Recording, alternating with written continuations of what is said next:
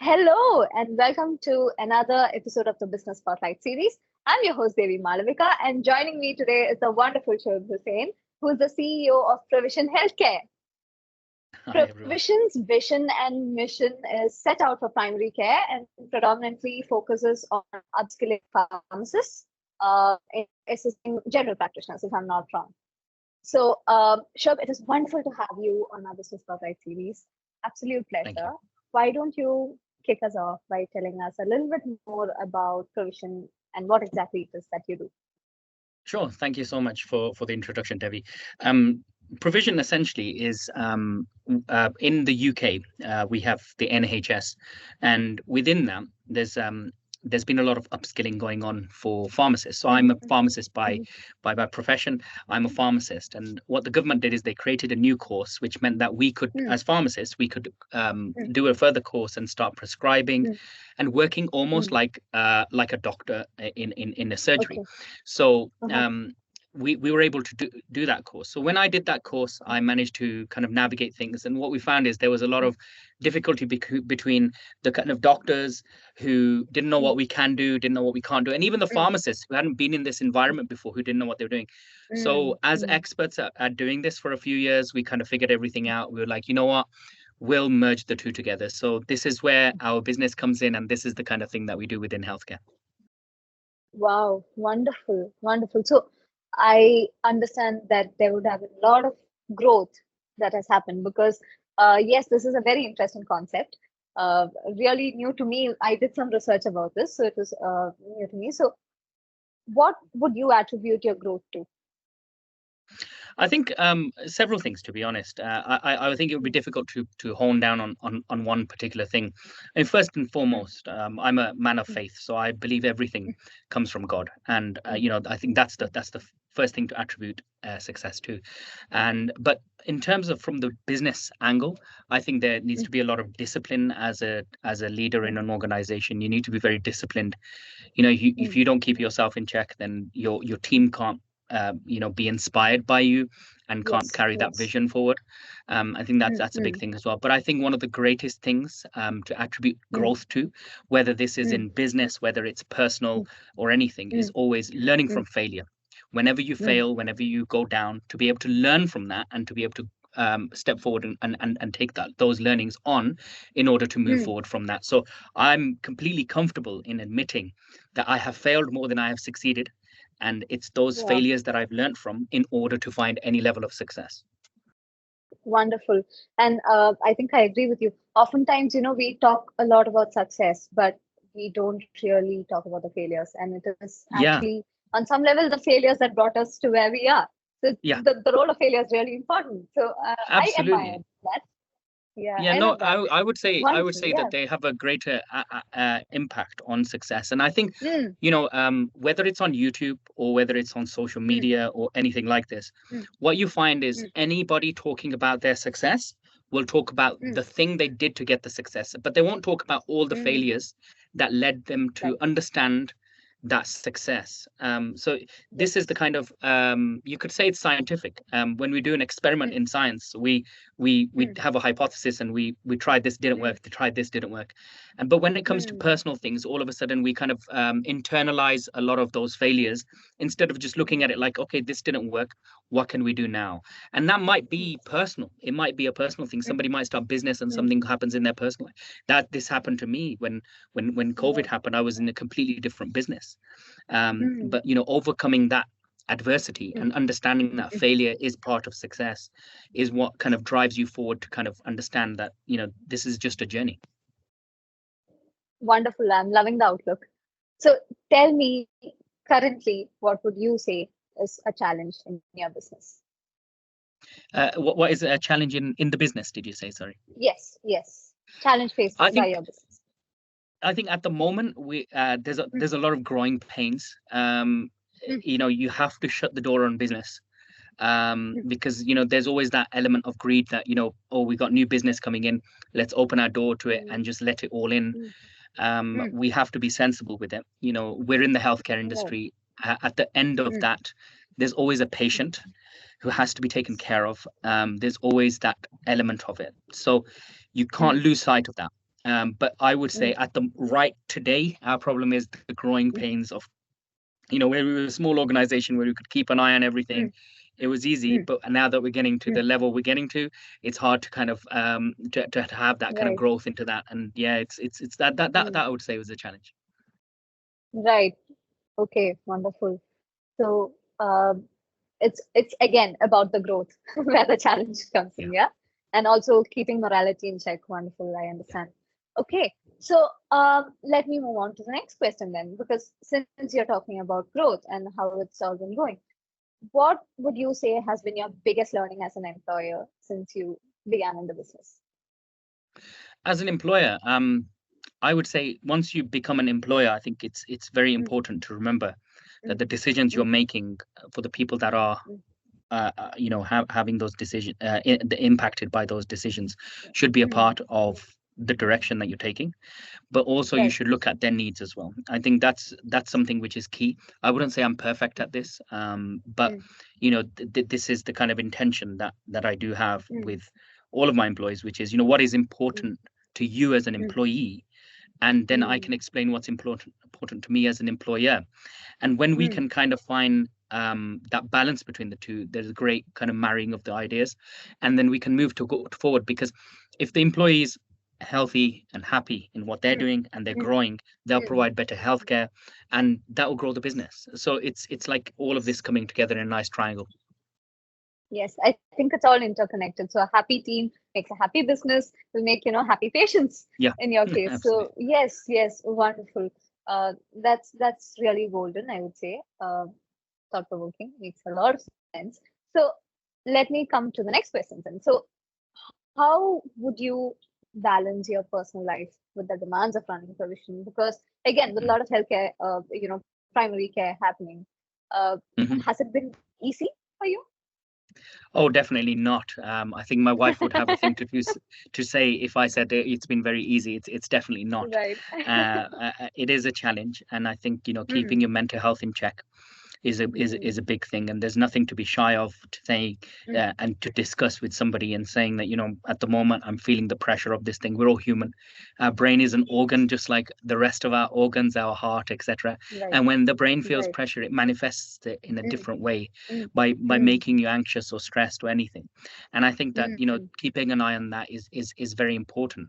So the way I do it, for example, is I like to break my day up with mm, prayer. For mm, other people, it would be other things, but for me, it's mm, prayer. In mm, 5 times in a day, I will break up my day. mm, This is the beginning of mm, the day.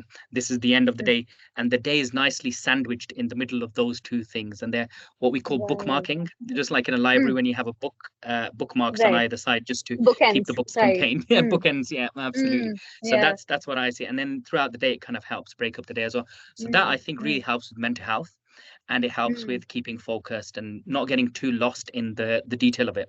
A lot of people can kind of end up in a position where they can't see the wood mm. from the trees, and this kind of helps you kind of step out of it for a moment and then go back into it and see it from there. Yes, I agree 100% because on the days when I'm overwhelmed, I often, not just on the days when I'm overwhelmed, so I'll put myself out there, and I'll be very honest. I try to meditate every day in the morning when I wake up because you need that connection with yourself. You need to Yeah, ground yourself, and for you, it could be prayer. So then 5 times a day, and then once you follow yeah, that religiously, it yeah, really helps you throughout your day. It keeps you grounded. It absolutely. keeps you focused, like you said, you step back, you get that zoomed out view, and then you can go back and get back to work. So yes, I think that's very inspirational what you shared right there, Shud, because I think we all need some form of Some activity form of where we that, can, absolutely. Yeah, yes, yeah. where we can connect with ourselves, Mm. just calm down and Have that give our brains a silence, right? break. Yes, have that silence, give our brains a break, Yeah, and that's really needed even for us to function. yeah. So I think that is very thought provoking, and I think our viewers can also reflect on that, what you said right there. So thank you so much for that. And No, I appreciate it. finally, before we wrap up the interview, is there any message that you would like to share with our viewers who's going to be Oh, watching this interview? definitely, definitely. I would go back to what I said at the beginning. Mm, mm, When you watch any mm, YouTube video, any mm, Instagram post, any Facebook mm, post, anything on mm, TikTok, anything anywhere on mm, social media, you will come across people who are telling you their success. You will come across people who said, this worked for me. Right. It's really easy for me to sit here and say, I had a business like, if I it's how you frame something. So I could say, a provision is worth this many £1 million at the moment, and this is my success, and I could sit there talking about that. I could talk about my previous business, which had a valuation in the millions as well. But and this is how people talk. If you kind of try and relate to what I'm saying here, when you watch something, someone say, I sold this business for this much, or I did this for this much. Now, that for me is not what matters. What matters is, where did things go wrong? For example, when I was at university, I was unable to get through some of the years at university. I was finding it really difficult balancing home life, balancing this, and I overcame that. And that overcoming of that adversity, that difficulty, overcoming that growth for me is more important than just the end success story at the end of it. It's the journey, it's the aspect of that. And that's not just for business, that's for personal things. And I think social media is a toxic environment. I think my big message would be around social media. Think about it, when somebody goes for a run, they'll put up a selfie of themselves. Oh, I did a 5K run today. But the whole last 2 months where they've been being a slob on the sofa and not doing anything and eating out and eating junk, nobody's going to share that. Nobody's going to put a social media post up and say, today I did nothing. I sat all day. It was Saturday. I did nothing but watch TV and I ate crisps and chocolates. Nobody's going to say that. And that's not what social media is for. It's for telling people, when you're like almost like a narcissistic type of mentality, that, oh, look how great I am. And that's really sad in a sense, because social media, when you look at, when the youth, especially the youth, and this is where I really want to press home to the youth, when the youth watch something like this and they say, how did these guys do it? They'll say, oh, they set it up, and Zuckerberg did it like this, and Bill Gates did it like this, and Elon did it like this, and they'll think, oh, that's what I need to do. I just need to do this, and these guys are just so lucky they got it. No, that's not true. They will have failed so much that they could write books on their failures. Yeah. Yes. And I really love the fact that Warren Buffett, who at one point was the richest man in the world, Warren Buffett speaks about the investments that he didn't make. Now, he got rich off investing, right? So he's a multi-billionaire because of investing the right investments. Now, me and you might look at that and think, oh, he's just so lucky because he invested this, he invested that. He speaks about in a video about how when it comes to actually investing, he didn't invest in Microsoft because he didn't understand it. So he lost out on billions there. He didn't invest in Apple when that came out, lost out on billions there. He didn't invest in many other startups. So the failures in that sense for him are much greater. So what I'd say is, get used to failure, get very comfortable with failure, and learning from that failure. Secondly, I would say that the big thing to do is get used to rejection.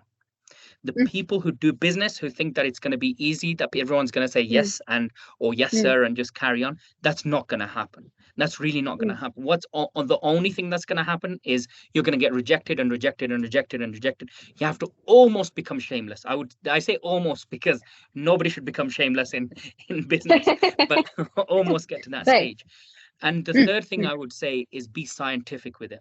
Pivot. If you have an idea, and this is, I would say, the biggest lesson in business after what I learned, and this is how I formulated any level of success in any venture that I've done, which is look at it scientifically.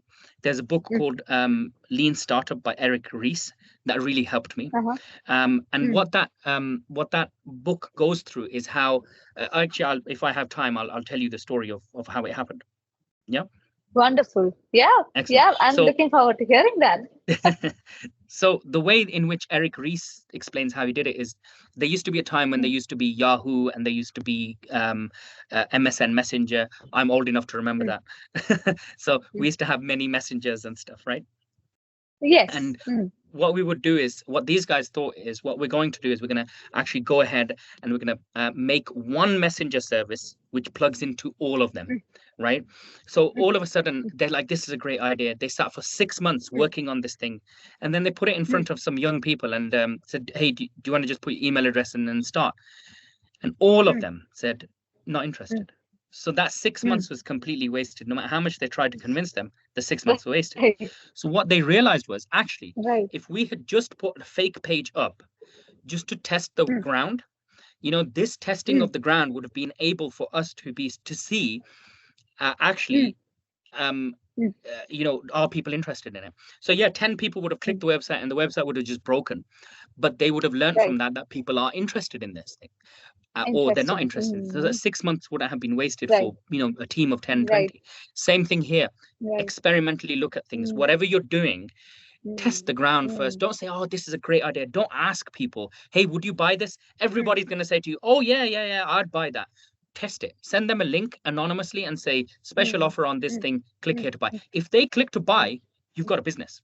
But Mm. if they don't, or Mm. if very few people are, Mm. you probably don't. So I would say these Right. three Right. things would be my big message, would be around Mm. around failure. Get comfortable with it, Mm. and don't look at social media. Don't look at social Mm. media too much. Probably look at those people who speak about spirituality within business, who speak about keeping a level head. And one more thing, actually, before I forget, this kind of grinding culture where everybody has this idea Mm. that Mm. if we were if I just work hard 16 hours a day, I'll make success. And a Mm. lot of people push this narrative. Mm. They look at Elon Musk's story and think, oh, yeah, that's how I need to do it. That's not true. You look around Right. the world and you actually look at the people. People have families. Elon has children. Mark Zuckerberg has children. Bill Gates has children. Right. These people formulated families. They Mm. whatever they try and show you that they just worked 16 Mm. hours days. There's no way they did that. They balanced their mental health, their private life, their family life with their work life. They balance that, and finding that balance is key. And don't let social media misguide you on that. Yes. Wonderful. Oof. So, sure, that's spoken, everybody. And those were golden nuggets right there. I just absolutely loved it. What a wonderful interview this was. Thank you so much, Shoaib, for finding the time to take this interview with us. I'm sure that our viewers would have a lot of key takeaways, and I did Thank myself. you. So I'm going to take this back with me, and I'm going to implement that going forward. Uh, Whatever you said, projecting your failures just like how you project your success. So that's going to be the key takeaway that uh, I take home after this interview. So thank you so much, Shoaib. It was wonderful having you. No, thank you Yeah. for having me, and anything to support your channel, and really happy to see what you're doing. Absolutely. Thank you. Thank you.